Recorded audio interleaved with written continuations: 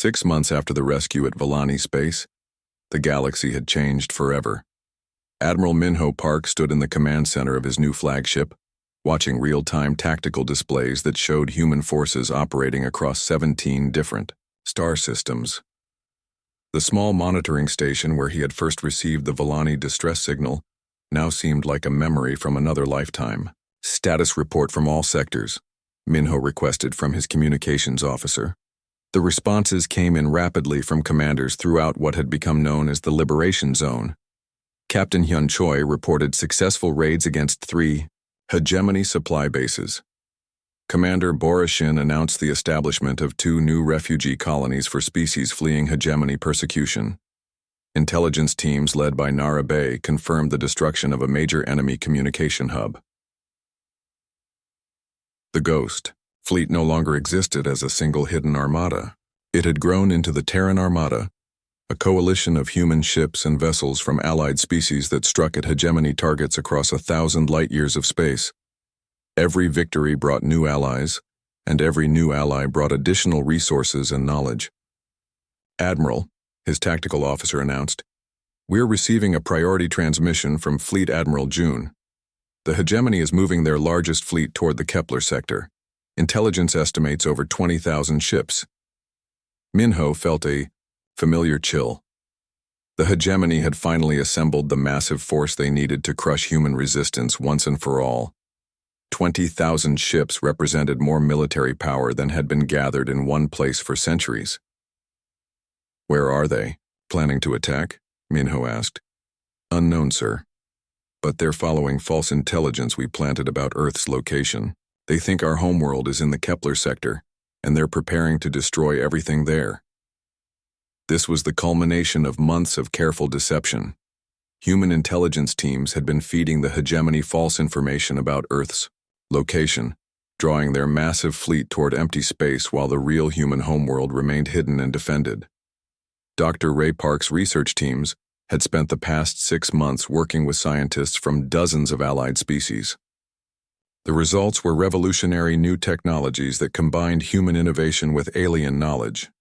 Ships that had once seemed impossible were now patrolling the Liberation Zone, equipped with hybrid weapons that no single species could have developed alone. "Admiral," Ray reported over the communication link, "the new hybrid vessels are performing beyond all expectations. The Kithani energy shields combined with human stealth technology make our ships nearly invulnerable to conventional hegemony weapons. The Zephyrian navigation systems integrated with our quantum computers allow tactical coordination across interstellar distances. The Liberation Zone had become a testing ground for technologies that challenged every assumption about galactic warfare. Human tactics, proven effective in individual battles, were now being taught to species that had never imagined fighting could be anything other than suicidal resistance. Commander Bora Shin had become the primary coordinator between human forces and their growing alliance of liberated species. Her diplomatic skills were as important as her military expertise in holding together a coalition that spanned dozens of different cultures and technologies. "Admiral Park," Bora reported from the Alliance Coordination Center, "we now have confirmed military support from 43 different species. The Volani have completed construction of their first combat vessels using human-designed weapon systems. The Althari have shared their manufacturing technology, allowing us to produce ammunition and spare parts at rates that match our consumption." This was the transformation that Admiral June had gambled everything to achieve. The scattered younger species were no longer isolated victims waiting to be destroyed. They had become a unified coalition with the industrial capacity to fight, a sustained war against their ancient oppressors. The hegemony, facing their first serious challenge in millennia, was beginning to fracture internally. Member species that had supported the ancient order for thousands of years were questioning the wisdom of continuing a war against enemies, who seemed to grow stronger with each engagement. Intelligence reports from Nara Bay's expanded network confirmed that several older hegemony species were secretly negotiating with the Liberation Alliance. The unity that had held their empire together for 10,000 years was cracking under the pressure of a war they couldn't seem to win. "Admiral," Nara reported, We're receiving communication requests from 3 different hegemony member species. They want to discuss terms for switching sides. The Velthans are offering to provide intelligence about hegemony fleet movements in exchange for protection from retaliation. The Mordecai are willing to share advanced manufacturing techniques if we can guarantee their colony's safety. This was exactly what human strategists had hoped would happen. The hegemony's greatest strength had always been the fear they inspired in other species. But fear was a fragile foundation for an empire when facing opponents who had proven that the ancient rulers could be defeated. Captain Hyun Choi now commanded a fleet group rather than a single ship. The Retribution had become the flagship of a task force that included vessels from 6 different species, all coordinated through human, tactical systems and fighting with strategies that had evolved far beyond their original designs. Admiral Park, Hyun reported, Task Force Alpha has completed the assault on the Hegemony Industrial Complex at Vorthak Prime. The enemy's main weapon manufacturing facility has been destroyed, along with their primary shipyard in that sector. Estimated impact on their production capacity, 15% reduction system-wide. The human strategy had evolved from desperate survival to systematic dismantling of enemy capabilities. Instead of fighting massive fleet engagements where the hegemony's numerical advantages would be decisive, Liberation Alliance forces struck at industrial targets, communication networks, and supply lines. Each successful raid made it harder for the enemy to coordinate their vast empire and maintain the fleets needed to suppress dozens of rebellious species. The ancient order that had seemed permanent was being eroded one successful mission at a time. Supreme Commander Vorthak's replacement, a being called Overlord Kethrix, had been given unprecedented authority to crush the rebellion. But every strategy he deployed seemed to fail against enemies who fought unlike anything in hegemony experience. The humans have corrupted the natural order, Kethrix declared to his war council. They have convinced inferior species that resistance is possible. This cannot be allowed to continue. But the rebellion was no longer dependent on human leadership. Species that had been hiding for generations were now building their own fleets and developing their own tactics. The knowledge that the hegemony could be defeated had spread faster than any military force could contain. Lieutenant Gina Song, now promoted to commander, coordinated tactical operations from the new strategic command center established in the Yaryar, heart of the Liberation Zone. Her displays showed friendly forces operating across hundreds of star systems, each group adapted to local conditions, but connected through quantum communication networks that the enemy couldn't intercept or jam. All task forces, this is Strategic Command, Gina announced. The hegemony's massive fleet has reached the Kepler sector and is beginning their search for Earth. Phase 7 is now in effect. All units, begin simultaneous strikes against targets in your assigned sectors. Across the Liberation Zone, Allied fleets struck at hegemony positions with coordinated precision that would have been impossible just months earlier. Human tactical doctrine had been adapted and improved by dozens of different species, each adding their own innovations and advantages. The attacks were timed to occur simultaneously across such a vast area that the hegemony couldn't respond effectively to any of them. Their massive fleet, concentrated in one sector searching for Earth, was too far away to provide support for the industrial bases and communication hubs that were being systematically destroyed. Fleet Admiral June, monitoring the operations from his command ship, watched as the galaxy transformed before his eyes. The ancient empire that had ruled through fear and overwhelming force was being dismantled by opponents who refused to follow the established rules of galactic warfare. Admiral Park, June transmitted, the hegemony fleet in Kepler sector is beginning to realize they've been deceived. Long-range sensors show them breaking formation and attempting to respond to our attacks in other sectors. But they're too far away and moving too slowly to be effective. This was the moment that would determine the future of galactic civilization. The hegemony's largest fleet was out of position, chasing false intelligence while their empire burned around them. If the Liberation Alliance could maintain pressure on multiple fronts, the ancient order would collapse under its own weight. But Admiral Minho knew that the real victory was not military. It was psychological and political. For the first time, In galactic history, younger species had proven that they could unite, fight, and win against their ancient oppressors. That knowledge would spread to every corner of the galaxy, inspiring resistance that no force could completely suppress. Send a message to all Liberation Alliance forces, Minho ordered. Today we have proven that the galaxy belongs to. 3 weeks after the battle at Valani Space, Admiral Jun Kang stood in the command center of his flagship and studied reports that made his blood run cold. The victory that had felt so complete was beginning to show its true cost. Intelligence. Report from our deep space monitors, Captain Un Yu announced as she entered the command center. Her heavy cruiser Iron Will had been conducting reconnaissance missions throughout hegemony space, gathering information about enemy response to humanity's sudden appearance. What did you find? June asked, though he already suspected the answer would not be good news. Sir, the hegemony is mobilizing the largest fleet in galactic history. Over 15,000 ships from across their empire are converging on human space. They've declared us a galaxy-level threat and authorized the use of weapons that have been banned for centuries. June felt the weight of command pressing down on him like gravity from a massive planet. The Ghost Fleet had 800 ships, remaining after the battle at Valani Space. They faced an enemy fleet that outnumbered them 20-1, and those were just the forces they knew about. How long before they reach our territory? June asked. Assuming they follow standard hegemony fleet protocols, approximately 6 weeks. But sir, there's more. They're not just targeting our military forces.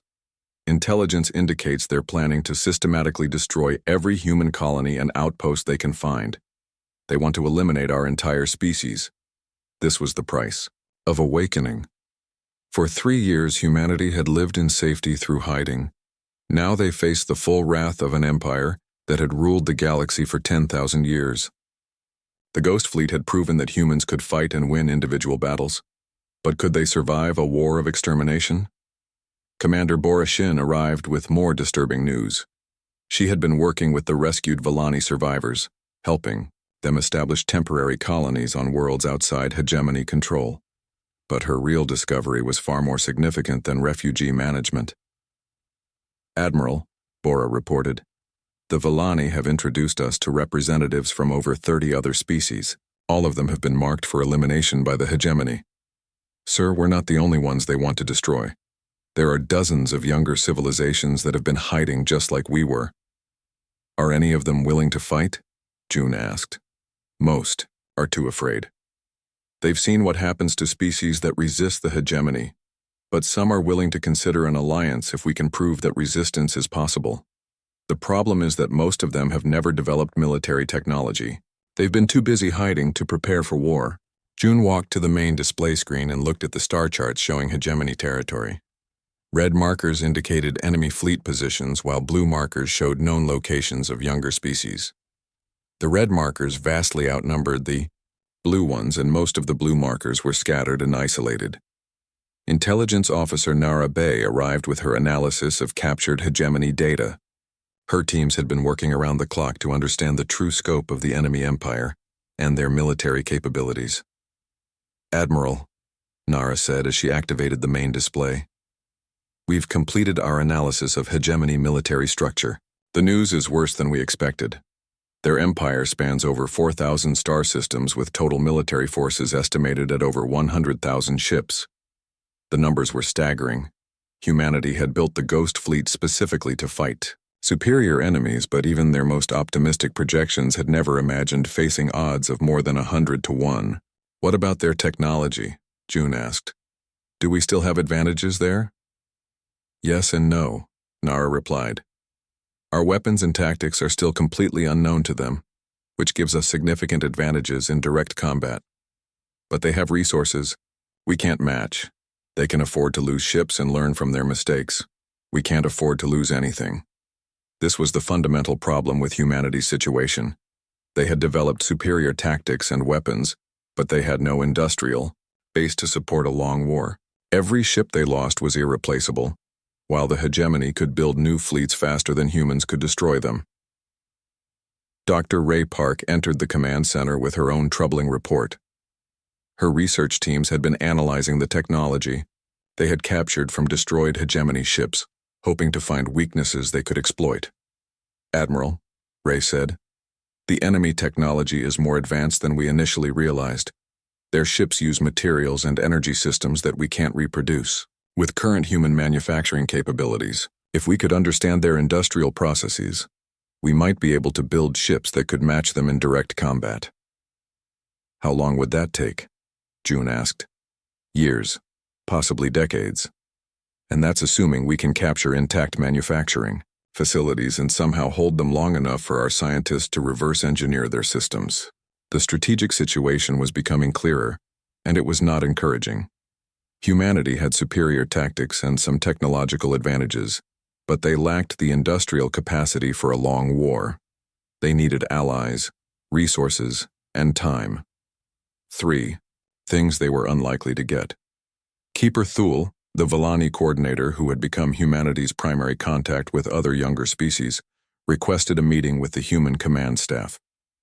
He had been working to organize the scattered civilizations that were hiding from hegemony persecution. "Admiral Kang," Thule said through the translation device, "I bring word from the hidden civilizations.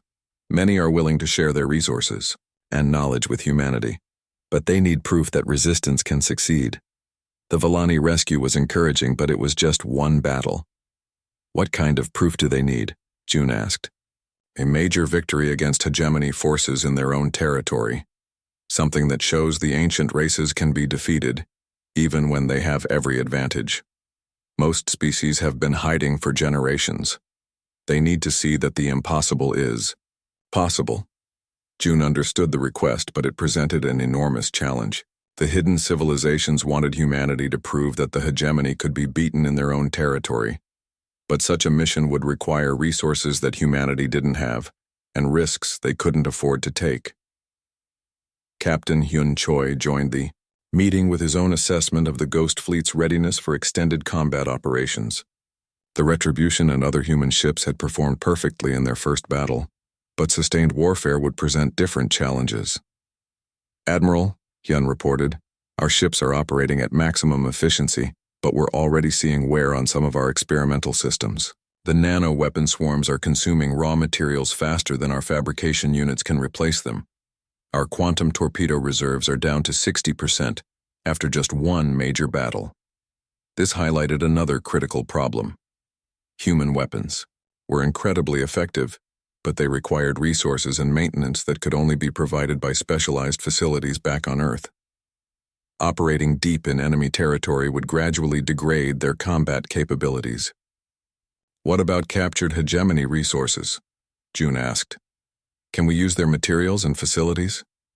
"Some of them," Hyun replied, "but their technology is so different from ours that compatibility is limited. It's like trying to use alien spare parts in human machines. They might work temporarily, but they're not optimal solutions." Fleet Admiral June realized that he faced the most difficult decision in human history. The Ghost Fleet could continue operating as they had, striking at isolated hegemony forces and rescuing threatened species.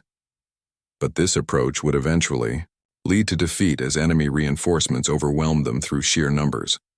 The alternative was far more dangerous, but offered the only real chance for victory.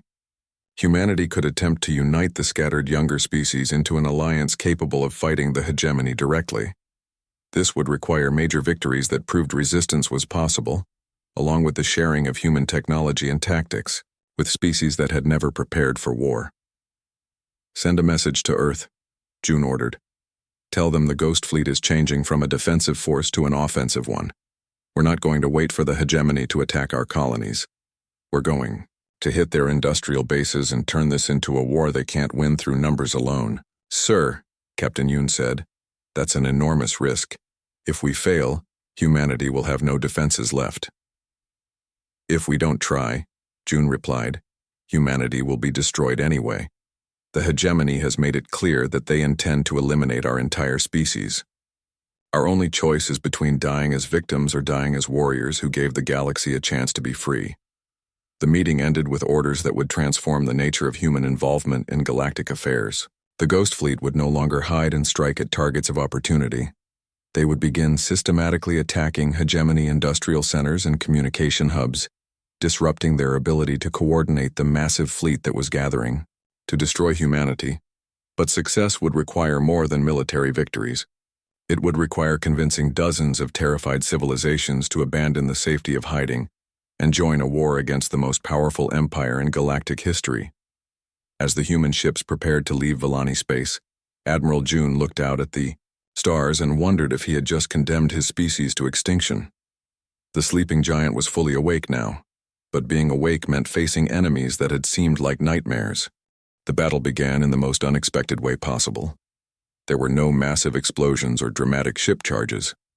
Instead, Lieutenant Q Lee and his cyber warfare team struck first with weapons that existed only in the digital realm. From his station aboard the command ship, Q launched humanity's most advanced computer viruses into the Hegemony communication network. These were not simple programs designed to destroy data. They were artificial intelligences that had evolved during humanity's years of isolation, learning to think and adapt in ways their creators never imagined. Ghost protocols are active, Q reported to Admiral June. I'm inside their network now. Their security is ancient and predictable. It's like they haven't updated their systems in thousands of years. The Hegemony fleet had ruled the galaxy for so long that they had forgotten the need to defend against advanced cyber warfare. Their computer systems were powerful, but designed for an era when all galactic species used similar technology. They had no defenses against attack programs that had evolved in complete isolation. Within minutes, chaos spread through the Hegemony fleet. Ships that had been coordinating perfectly suddenly began firing at each other. Navigation systems sent vessels on collision courses with their own allies. Communication networks filled with false orders that sent entire squadrons away from the battle.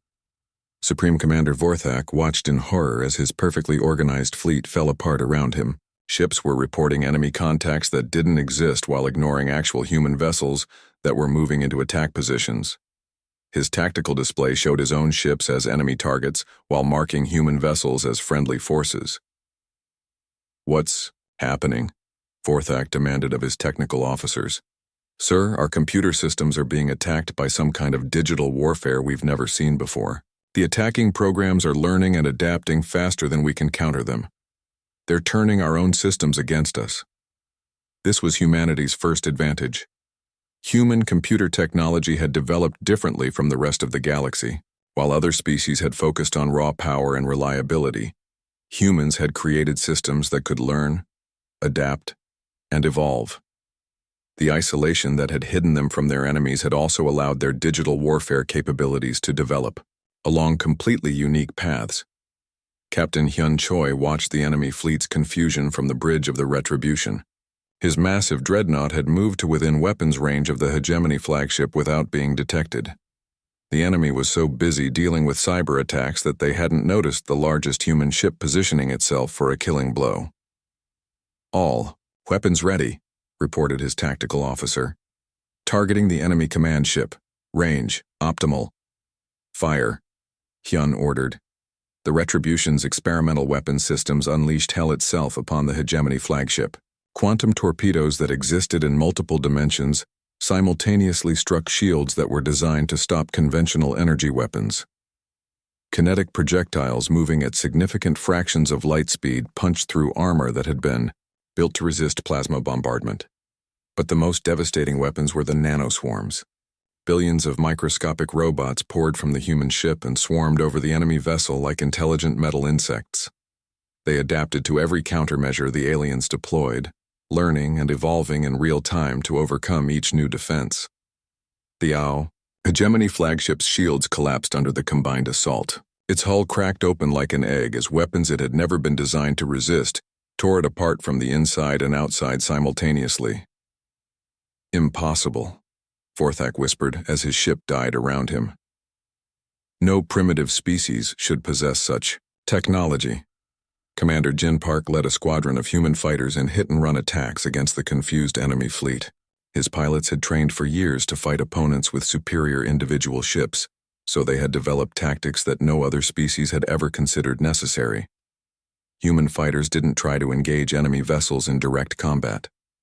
Instead, they struck like ghosts, appearing from unexpected directions to disable key systems before vanishing back into space. They targeted communication arrays, sensor clusters, and weapon control systems, leaving enemy ships blind and helpless. "Strike Team Alpha to all fighters," Jin transmitted. "The enemy is used to fighting primitives who attack in predictable patterns. Use that against them. Hit them where they don't expect, then disappear before they can respond." Each human pilot operated independently, making split-second decisions that the hegemony's hierarchical command structure couldn't match. By the time alien commanders received reports of an attack and formulated a response, the human fighters were already gone, striking somewhere else entirely. The hegemony had been built on the principle of centralized control. Every decision flowed up through layers of command before orders flowed back down to individual ships. This system worked perfectly when fighting predictable enemies who followed similar military traditions. But human tactics were based on individual initiative and rapid adaptation. Dr. Ray Park's experimental weapons proved their worth as human. Ships throughout the fleet deployed technologies that defied galactic understanding of physics. Quantum entanglement communicators allowed human vessels to coordinate their attacks instantaneously across vast distances, making it impossible for the enemy to jam their communications. "Admiral," Ray reported from her laboratory ship, "the experimental systems are exceeding all predictions. The nano-weapon swarms are not just adapting to enemy countermeasures, they're actually improving their own designs during combat. We're watching artificial evolution happen in real time." This was both exciting and terrifying. Humanity had created weapons that were learning and growing stronger during the battle itself. The nano-swarms were developing new attack methods that their creators had never programmed into them. They were becoming more deadly with each enemy ship they encountered. The hegemony fleet tried to adapt to human tactics, but they were fighting a type of warfare they had never imagined. Their ships had been designed to fight enemies who used similar technology and followed predictable military doctrines. Against an opponent who violated every assumption about acceptable combat methods, their advantages meant nothing. "All ships, concentrate fire on the unknown vessels," Forthak ordered over what remained of his communication network. "Use maximum firepower. Destroy them before they can adapt further." But the hegemony's most powerful weapons were designed for different targets. Their plasma cannons and photon torpedoes were perfect for destroying planetary defenses and primitive spacecraft. Against human vessels equipped with adaptive shielding and armor that had been specifically designed to resist energy weapons, they were far less effective. Human ships absorbed punishment that should have destroyed them, while their own weapons found weak points in enemy designs that the hegemony had never considered vulnerable. Kinetic projectiles punched through shields that could stop energy beams. Physical attacks bypassed defensive systems that had been optimized to resist directed energy.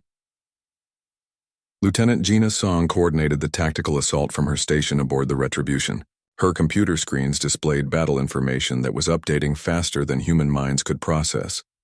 The AI systems that had evolved during humanity's isolation were providing tactical analysis and targeting solutions at superhuman speeds.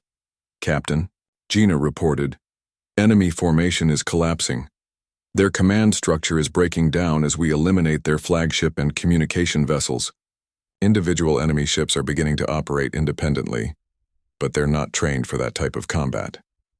This was the key difference between human and hegemony military philosophy. Human forces were trained to operate independently when necessary, with each ship capable of making its own tactical decisions. The hegemony relied on centralized control and predictable chain of command structures. As their command ships were destroyed and their communication networks failed, individual hegemony vessels found themselves fighting alone against enemies they didn't understand. They had overwhelming firepower but no experience using it against opponents who didn't follow the rules of civilized warfare. "Ghost Fleet, this is Admiral June," the fleet commander announced. "The enemy is broken. All ships, begin Phase 2. Hunt down the survivors and prevent any from escaping to report our capabilities." The human fleet spread throughout the star system like a pack of wolves pursuing scattered prey. Individual hegemony ships tried to flee, but they found themselves facing opponents who could track them through stealth fields and catch them despite superior top speeds. Human tactics had been developed specifically for hunting enemies with better individual ships. They used coordinated pack attacks, sensor jamming, and weapons that could strike targets trying to escape at faster-than-light speeds. Supreme Commander Vorthak's damaged flagship tried to reach the edge of the system, but 3 human destroyers intercepted it before it could jump to hyperspace. His ancient vessel, which had terrorized countless civilizations, was torn apart by weapons that had never existed before this battle. As he died, Vorthak finally understood what his species had awakened. These humans were not just another primitive race to be eliminated. They were predators who had spent years preparing specifically to fight the hegemony. They had studied their enemies. Supreme Commander Vorthak stood on the bridge of his massive flagship, watching the destruction of another inferior species. The Villani homeworld burned beneath him as his fleet systematically destroyed every city, every spaceport, every sign that intelligent life had ever existed on the planet's surface. This was the natural order of the galaxy. The ancient races maintained peace and stability by eliminating younger species before they could become threats. The hegemony had followed this policy for over 10,000 years, and it had worked perfectly. The galaxy remained under the control of those wise enough to rule it properly. "Status report," Vorthak ordered in his deep, commanding voice. "Orbital defenses destroyed," his tactical officer reported. "Population centers are 60% eliminated. Remaining resistance is scattered and ineffective. The operation will be complete within 4 hours." Vorthak nodded with satisfaction. The Villani had lasted longer than most species, but the result was never in doubt. His fleet of 200 ships could destroy any primitive civilization with ease. The younger races never learned that resistance was futile. "Sir," his communications officer called out, "we're detecting unusual energy signatures at the edge of the system. The patterns don't match any known Villani technology. Probably debris from their destroyed ships," Vorthak said without concern. "Continue the bombardment." But deep in space, far beyond the range of hegemony sensors, Captain Dana Ko was piloting her stealth scout ship through the outer edges of the star system. The Shadow Walker was humanity's most advanced reconnaissance vessel, designed to observe enemy forces without being detected. Dana watched the destruction of the Villani homeworld with growing anger. Her ship's cameras recorded everything as hegemony. Vessels systematically murdered millions of innocent people. The aliens below had never threatened anyone. Their only crime was trying to build a better future for their children. "This is Shadow Walker to Ghost Fleet," Dana transmitted on the secure quantum channel. "I have visual confirmation of hegemony forces. 200 ships in standard bombardment formation. They're not expecting any resistance." Admiral June's voice came back instantly through the quantum link. "Understood, Shadow Walker. Continue observation and report any tactical data." Dana adjusted her ship's sensors to analyze the enemy fleet. What she saw confirmed humanity's intelligence reports about hegemony tactics. The alien ships were massive and powerful, but they moved slowly and predictably. Their formation was designed for intimidation and orbital bombardment, not ship-to-ship combat. "Ghost Fleet, the enemy vessels appear to be optimized for fighting primitives," Dana reported. "Their weapon systems are focused on planetary bombardment rather than space combat. Ship spacing suggests they haven't fought a real space battle in a very long time." This was exactly what human strategists had hoped to hear. The hegemony had grown arrogant after thousands of years of easy victories against inferior opponents. They had forgotten how to fight against enemies who could actually fight back. Commander Borashin was already moving through the system in her fast assault ship, leading a team of rescue vessels toward the dying planet. Her mission was to evacuate as many Villani survivors as possible before the final bombardment began. "Rescue Team Alpha to Ghost Fleet," Bora reported as her ships approached the planet. "We're detecting Villani survivors in underground shelters. The enemy bombardment has been systematic but not complete. We can save thousands if we move fast." As Bora's ships descended toward the planet's surface, her crews discovered something unexpected.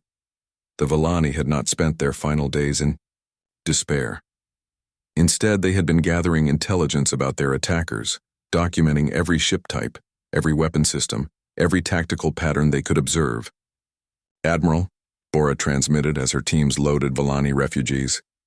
The survivors have been taking detailed records of hegemony fleet operations. They have tactical data going back months, ship classifications, command structures, communication, frequencies. This intelligence is incredible. The Volani coordinator, a being called Keeper Thule, met with Bora's rescue teams in one of the underground shelters. Despite his species' imminent extinction, he remained calm and focused on helping others. "Your people came," Thule said through the translation device. "We hoped but did not expect.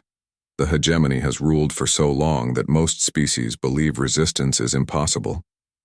"We're here to prove them wrong," Bora replied. "Can your people help us understand their weaknesses?"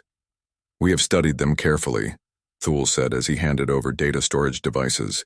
"The hegemony fleets are powerful but predictable. They follow patterns that have not changed in centuries. They are used to fighting enemies who surrender quickly or die without fighting back." As the rescue operation continued, the Ghost Fleet moved into position at the edge of the star system.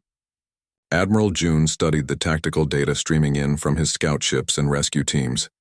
The situation was exactly what human planners had prepared for: a numerically superior enemy that had grown overconfident through easy victories.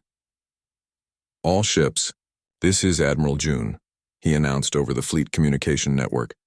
"We are about to engage the enemy that has terrorized the galaxy for thousands of years. They expect us to be primitive and easily defeated. They are about to learn that humanity does not surrender." Captain Hyun Choi stood on the bridge of the Retribution and watched his crew prepare for battle. These were the best soldiers humanity had ever produced, trained specifically to fight impossible odds. They had spent years in suspended animation, dreaming of combat scenarios and memorizing enemy weaknesses. Lieutenant Gina Song was at her tactical station, analyzing the hegemony fleet formation. Her computer screen showed dozens of different attack patterns that the human AI systems had developed during their isolated evolution. Some of these tactics were so advanced that even she didn't fully understand how they worked. "Captain," Gina reported, "the enemy is maintaining a defensive formation around the planet. They're not expecting an attack from outside the system. If we approach from multiple vectors simultaneously, we can be inside their defensive perimeter before they realize we're there." "Weapon status?" Hyun asked. "All experimental systems are online," replied his weapons officer. "The AI controlled. Nanoswarms are ready for deployment. Quantum torpedo tubes are loaded and targeted. Kinetic bombardment systems are charged and ready. These were weapons that no alien race had ever seen. Technologies that the hegemony considered impossible or too dangerous to develop. The isolation that had hidden humanity from their enemies had also allowed them to develop solutions that violated every assumption about acceptable warfare." Supreme Commander Vorthak was reviewing bombardment progress when his sensors officer made an urgent report. "Sir, we're detecting energy signatures throughout the system. Multiple sources moving at high speed toward our position." "Volani reinforcements?" Vorthak asked with amusement. "Destroy them." "Sir, the energy patterns don't match Volani technology. These signatures are completely unknown." For the first time in the battle, Vorthak felt a touch of concern. In his thousands of years of service, he had never encountered technology that his sensors couldn't identify. Every species in the galaxy used variations of the same basic principles. There shouldn't be any completely unknown energy signatures. "How many contacts?" he demanded. "Sir, our sensors are showing impossible readings. The contacts appear to be several hundred vessels, but they're using some kind of stealth technology we can't penetrate. They're appearing and disappearing from our sensors randomly." Vorthak moved to his own sensor station and studied the readings. What he saw made no sense. The unknown ships seemed to be everywhere and nowhere at the same time. Their technology was unlike anything in hegemony databases. Communications try to contact these unknown vessels, standard protocols. "We've been trying, sir. They're not responding to any of our communication frequencies. Their technology doesn't seem compatible with standard galactic systems." This was becoming more concerning by the moment. In 10,000 years of galactic dominance, the hegemony had never encountered a completely unknown technology base. Every species they had met used predictable variations of accepted scientific principles. Battle stations, Vorthak ordered. All ships to defensive formation. Launch scouts to get visual confirmation of these unknown vessels. As hegemony ships scrambled to respond to the unknown threat, Admiral June smiled grimly on the bridge of his flagship. The enemy was reacting exactly as human tacticians had predicted. They were confused, off balance, and about to face weapons and tactics they had never seen before. All ships, begin Phase 1, June ordered. Show them what humanity learned while we were hiding. The Ghost Fleet dropped their stealth screens and appeared on hegemony sensors all at once. 847 human vessels materialized throughout the star system, their exotic energy signatures lighting up enemy detection systems like fireworks. For the first time in his long military career, Supreme Commander Vorthak felt genuine fear.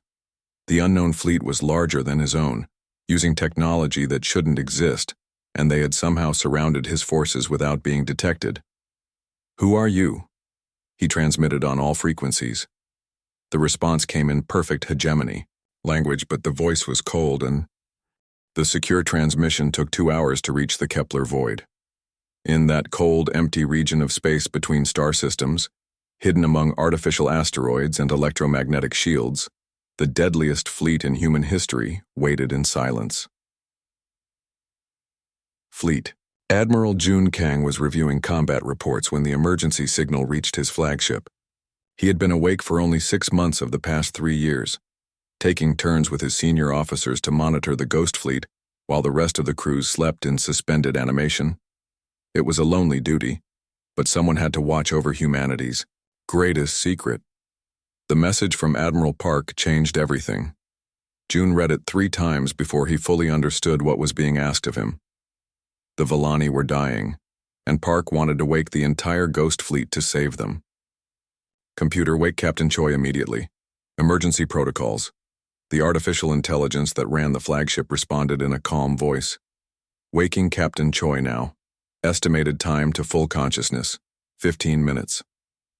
June used those 15 minutes to study the data from the Villani system. The enemy fleet was large but not impossible to defeat. The real problem was location. To reach the Villani, human ships would have to travel through 3 star systems controlled by the hegemony. They would be fighting deep in enemy territory with no hope of retreat. Captain Hyun Choi stumbled onto the bridge still wearing his sleep clothes.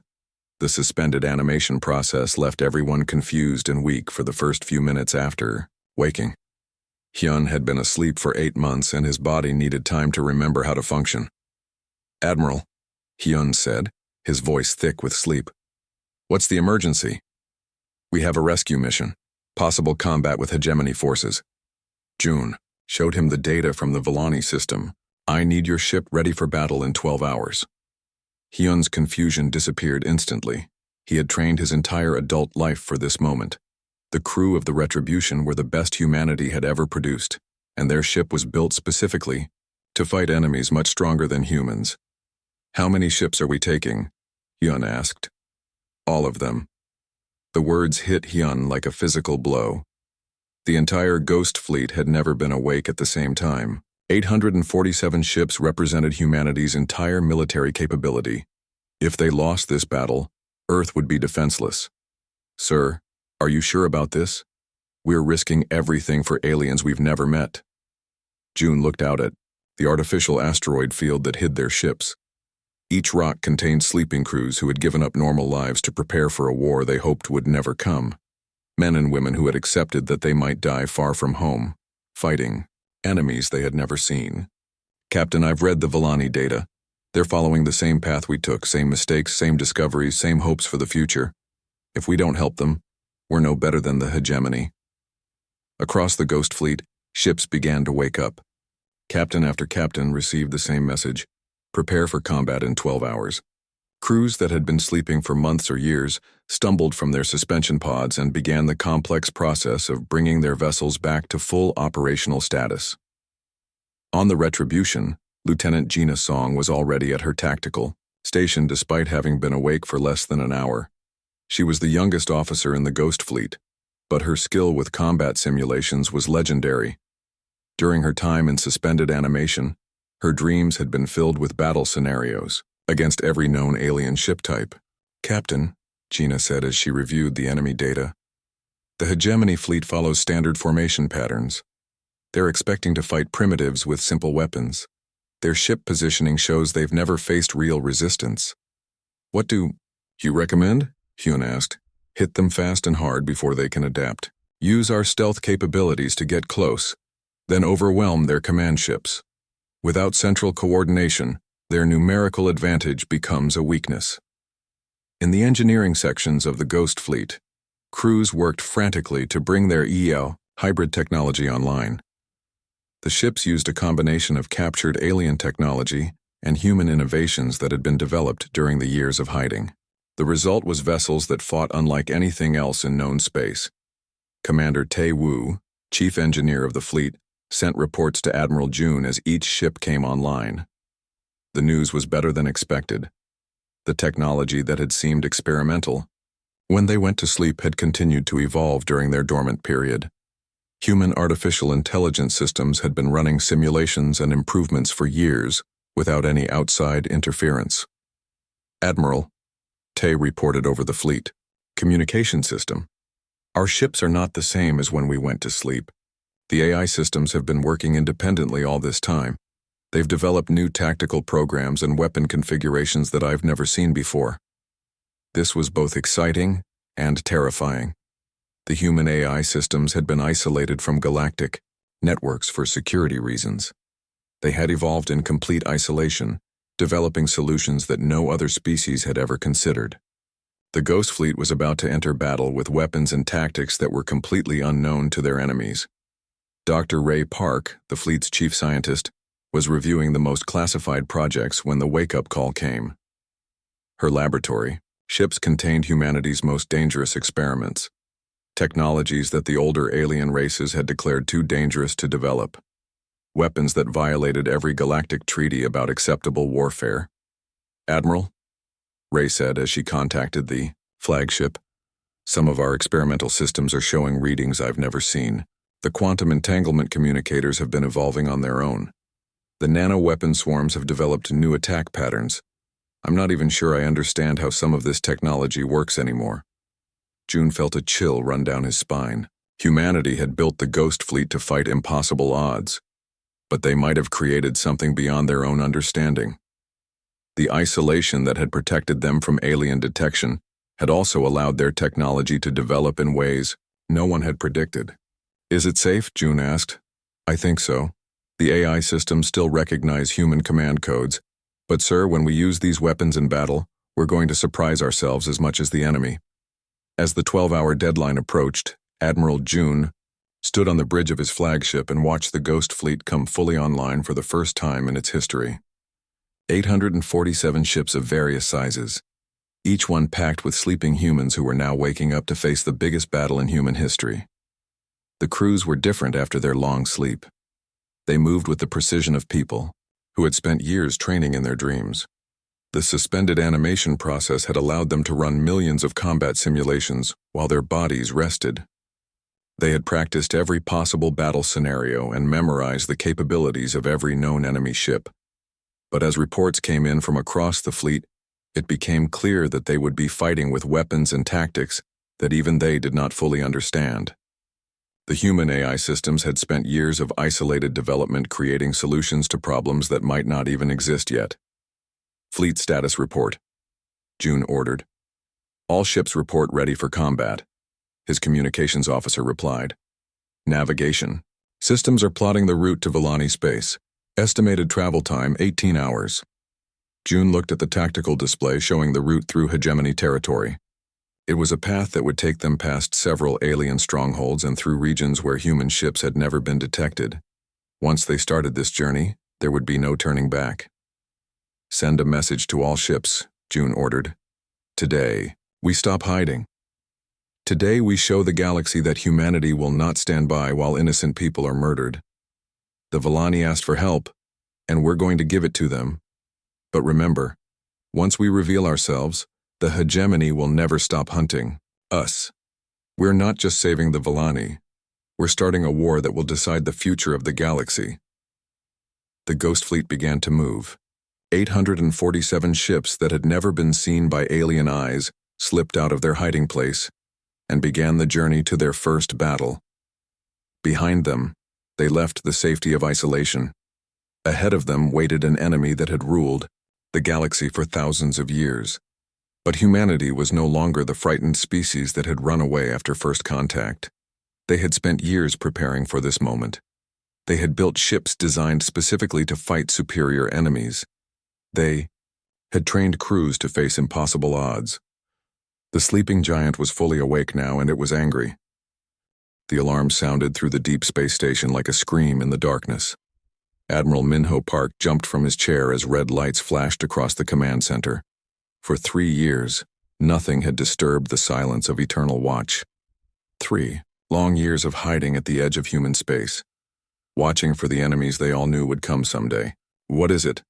Minho asked as he ran to the main control panel. Sora Kim, the communications officer, looked up from her screen with wide eyes. Her hands shook as she typed commands into her computer. "Sir, we're getting a signal. It's not from Earth. It's not from any human ship." Minho felt his blood turn cold. They had spent 3 years in complete radio silence. The Great Hiding Protocol meant no signals in, no signals out. If aliens had found them, humanity was finished. The galaxy's older races had made it clear that humans were pests to be destroyed. "Where is it coming from?" Minho asked. "Unknown space, sir. Beyond our territory. The signal is weak, but it's definitely artificial." "And, sir?" Sora paused, her face pale.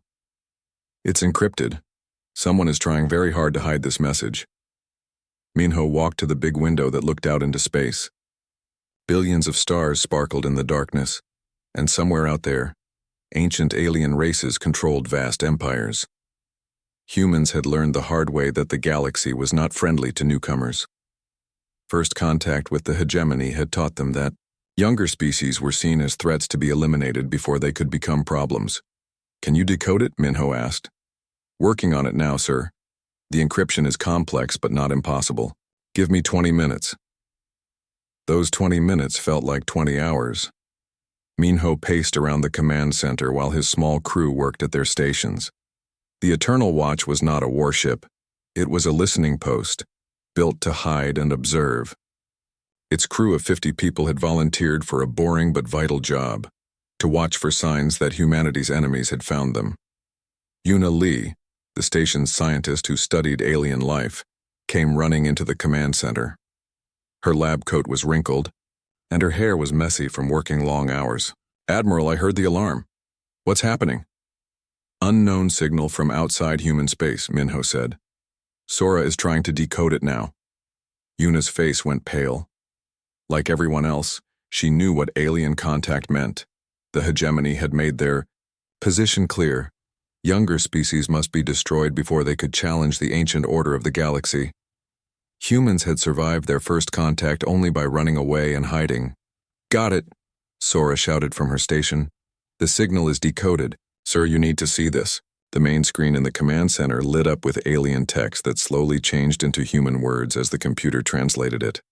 What Minho read made him forget how to breathe. Emergency transmission to any listening species. "This is the Villani Confederation. Our homeworld is under attack. The hegemony fleets have found us. We have perhaps 72 hours before our civilization is destroyed. We know there are other young species out there.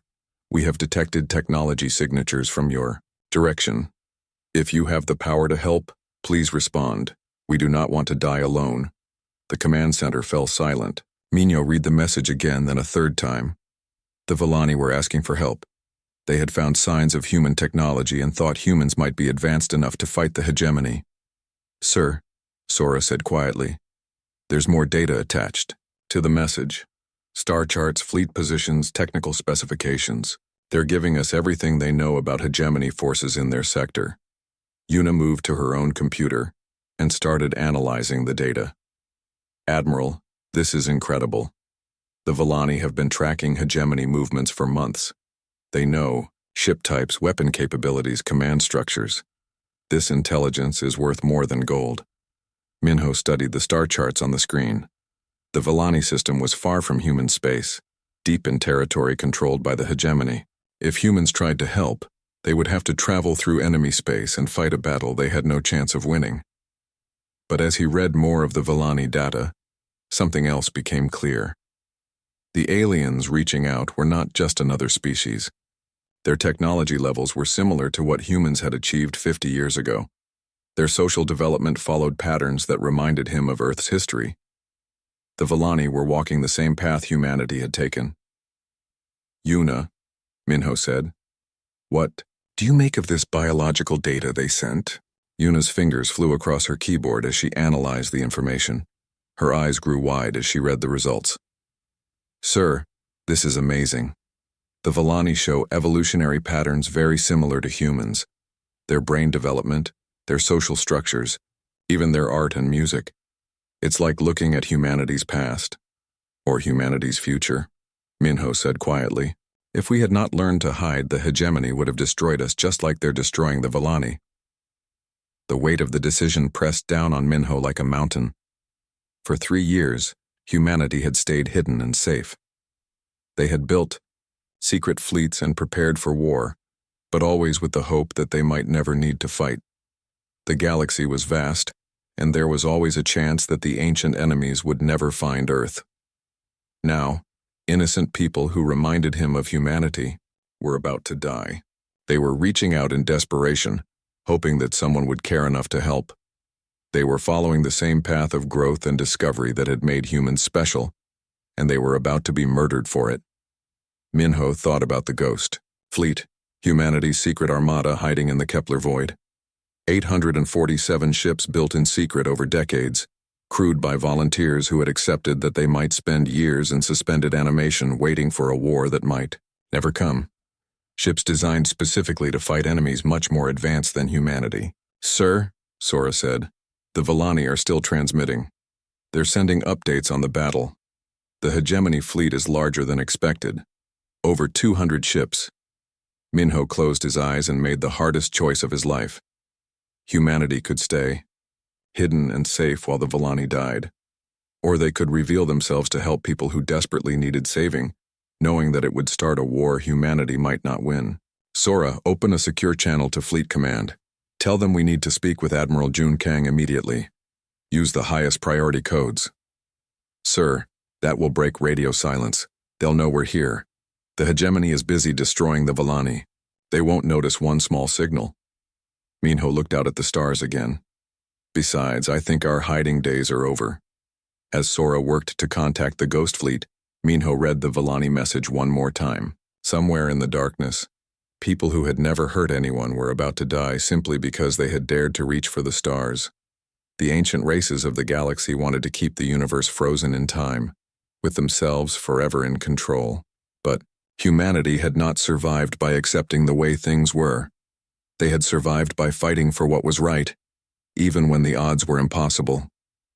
The Villani message was not just a cry for help. It was a reminder of who humans were supposed to be. The sleeping giant of humanity was about to wake up, and the galaxy would never be the same.